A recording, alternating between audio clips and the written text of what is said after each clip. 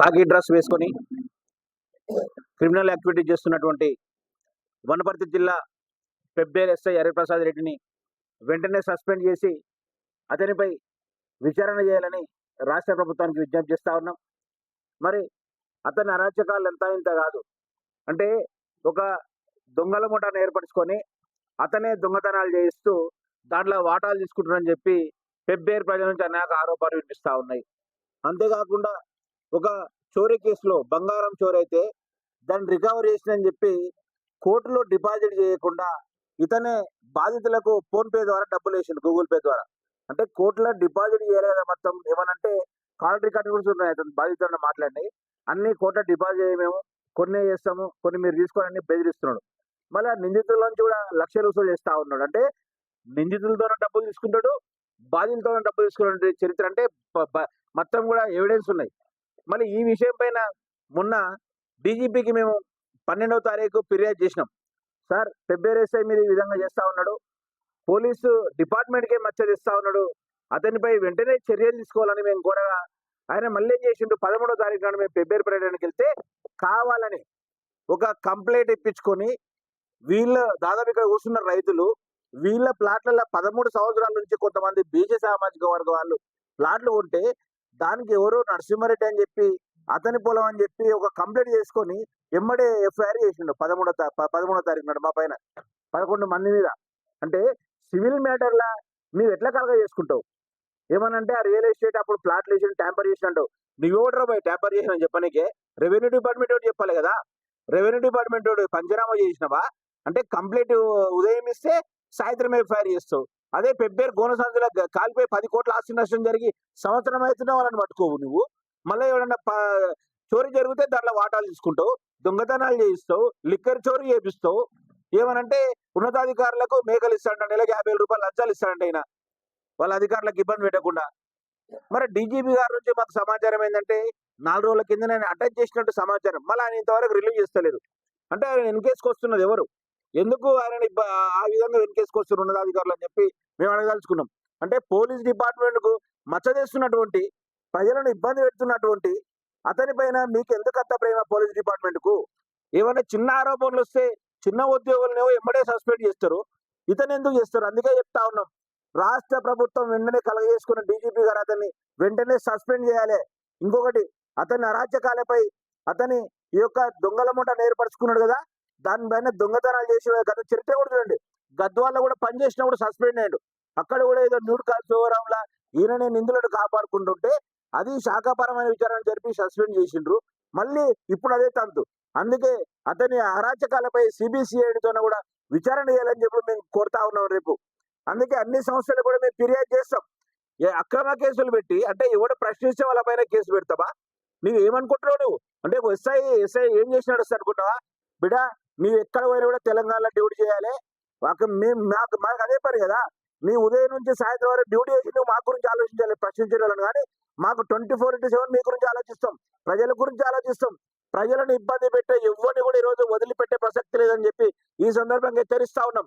అంటే మీ అవతలోడు కంప్లైంట్ ఇచ్చిన ఆయన ఒక రెడ్డి అంట, ఈయన ఇబ్బంది పెడుతున్నాడు. అంటే బీసీల ప్లాట్లను మేము ఒక బీసీ పొలిటికల్ చేసిగా బీసీ సామాజిక వర్గం మాకు ఫిర్యాదు చేస్తే మార్నింగ్ వాక్ లో మేము అతనికి న్యాయం చేయాలని పోతే నీకు చేతగాక ఆడికి రావచ్చు కదా. మరి నీ నిజంగా వాళ్ళకి ట్యాంపరింగ్ చేసిందని చెప్పి ఆ రియల్ ఎస్టేట్లో అంటాడు. మళ్ళీ ఇతరులను విలువలు కదా, డాక్యుమెంట్స్ ఉన్నాయి, డాక్యుమెంట్ చూపిస్తారు కదా. వీళ్ళ డాక్యుమెంట్స్ అడగకుండా నీ అంతకు నువ్వు ఎట్లా డిసైడ్ చేస్తావు? నేమనంటే రెవెన్యూ పంచనామా కావాలి, కోర్టు ఆర్డర్ తీసుకొని వీళ్ళ మీద వేయాలి. మళ్ళీ అంతేగాని నీ ఏకపక్షంగా నిర్ణయాలు చేస్తే మాత్రం ఈరోజు రాష్ట్ర వ్యాప్తంగా కూడా నీ అరాచకాల పైన ఉద్యమించాల్సి వస్తుంది. అన్ని సంఘాలు కూడా వచ్చి పెబ్బేరులో కూర్చుంటాయని చెప్పి ఈ సందర్భంగా హెచ్చరిస్తా ఉన్నాం. రేపటిలోగా డీజీపీ గారికి మేము విజ్ఞప్తి చేస్తా ఉన్నాం. ఎందుకంటే మా ఫిర్యాదుపై మీరు వెంటనే స్పందించి చర్యలు ప్రారంభించారు. మీకు ఈ సందర్భంగా ధన్యవాదాలు తెలియజేస్తా ఉన్నాం. కానీ మీరు అతను రిలీవ్ చేయడం లేటుగా అవుతుంది కాబట్టి యాక్షన్ తీసుకోనికి లేట్ చేస్తున్న ఇంకా మరిన్ని అరాచకాలు కూడా చేస్తా ఉన్నాడు.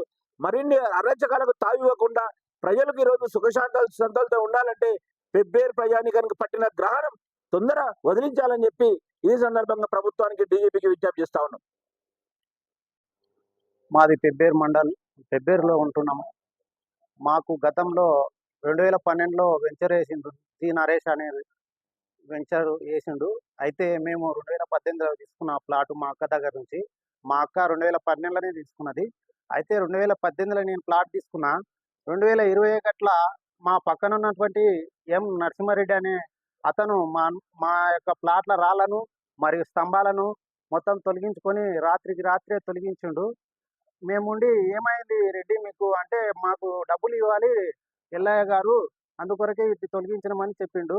అయితే డబ్బులు ఇచ్చేదేమన్నా ఉంటే నువ్వు ఎల్లయ్య దగ్గర తీసుకోవాలి కానీ నువ్వు మా ప్లాట్ల రాళ్ళు ఎందుకు వీక్తున్నావు అని మేము ప్రశ్నించినాము.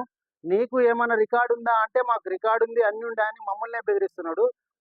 నీకు రికార్డు ఉంటే రాత్రిపూట ఎత్తుకపోవాల్సిన అవసరం ఏముంది, పగులే ఎత్తుకపోవచ్చు కదా. మరి మేము అన్ని నిలబడతాము, ఓ రేవన్యూ ఆఫీస్ని తోలుకొని వచ్చి నీకు రికార్డు తీసుకొని వచ్చి పోలీసు వారి సాయంతోన నువ్వు రాళ్ళు తొలగించవచ్చు కదా. నీకు ఏ ఒక్క ఇంతవరకు కూడా దానిలో ఒక కుంట భూమి కూడా లేదు. నువ్వు నిజంగా ఉంటే ఇట్లా మా మీడియం మిత్రుల ద్వారా ఆనే న్యాయం చేస్తారు వాళ్ళు. పోలీస్ స్టేషన్కి వస్తావా లేదంటే ఎంఆర్ఓ ఆఫీస్కి వస్తావా.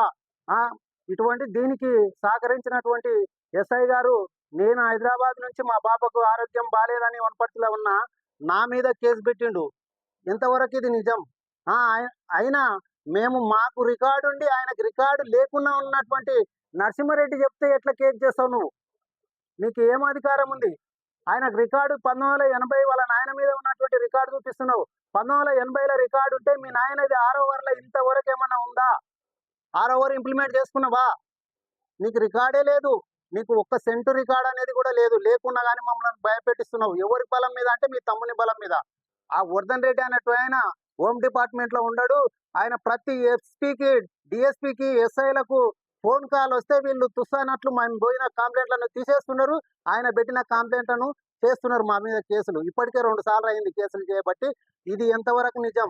నిజంగా నీకు ఒక్క సెంటు భూమి ఉంటే వచ్చి నువ్వు ఎక్కడ పంచాయతీ పెడతావో అక్కడ మేము దానికి తల వంచుకొని వస్తాం. ఒక్క సెంటు భూమి ఇప్పుడు ధరణిలో ఉందా? లేకుంటే 1980 నుంచి రికార్డు ఎక్కడనన్నా మీ నాయనది కానీ, నీది కానీ, మీ తమ్ముంది కానీ రికార్డులో ఉంటే మేము తల వంచుకొని ఎప్పుడైనా కానీ మా ప్లాట్లు కావని వదిలేసి వస్తాం. అట్లాంటిది నువ్వు రాత్రి పూట 12 గంటల సమయంలో దొంగలను తీసుకొచ్చి రాళ్ళని ఎత్తుకొని పోతున్నావు. పాత కొద్ది ఇప్పటికి 5 సార్లు మేము రాళ్ళు నాటుకోబట్టి.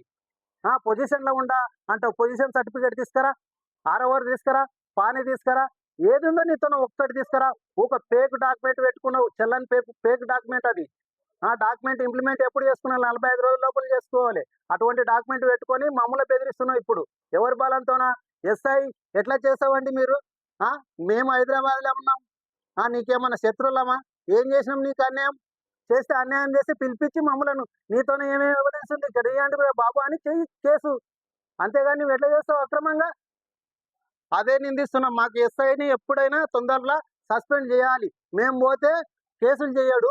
ఆయన వస్తే ఎంబడే వర్ధన్ రెడ్డి ఫోన్ రాగానే అయిపోయి చేసేస్తాడు మా మీద కేసు. ఇది ఎంతవరకు నిజమో మీరే మీడియా ద్వారా మేము తెలియజేస్తున్నాము. మాకు న్యాయం చేయాలని కోరుచున్నాం. దేవర శివ, వనపర్తి టౌన్ ప్రెసిడెంట్. ఎల్లయ్య గారు పేర్లేనా? శ్రీశైలం యాదవ్, రైతులు వీళ్ళంతా ఈ ప్లాట్లు కొన్నారు. వీళ్ళ మీద అక్రమ కేసులు పెట్టాడు. వీళ్ళకి న్యాయం చేయకపోతే మా మీద పెట్టాడు. మళ్ళీ ఎఫ్ఐఆర్.